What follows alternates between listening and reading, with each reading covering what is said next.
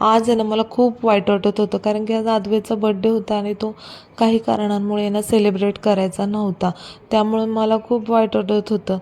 तर हे म्हणले की चल आपण बाहेर आद्वेला घेऊन जाऊया, म्हणजे तुला बरं वाटेल.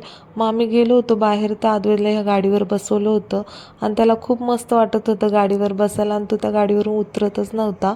शेवटी आम्ही गेलो पार्कमध्ये त्याला घेऊन. तिथे पण पळापळ चालूच होती. काय त्याला एका जागी बसतच नाही, त्याला सगळीकडे पळायचंच असतं. मग पप्पांबरोबर थोडंफार खेळला. मग नंतर त्याला ना 2 मुलं भेटली बागेमध्ये खेळायला, तर त्यांनाच पकडत होता आणि त्यांच्याच मागे दादा दादा करून पळत होता. त्याला खूप मज्जा येत होती. मग बराच वेळ झालं तो बागेत खेळून झालं होतं. मग त्याला म्हटलं आता चला आपण घरी जाऊया.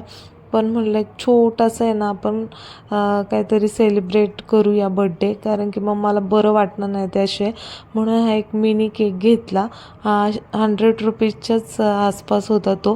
तर हा एक असा क्यूटचा मिनी केक घेतला आणि हे आद्वेचं म्हणलं थोडंसं सेलिब्रेशन करावं.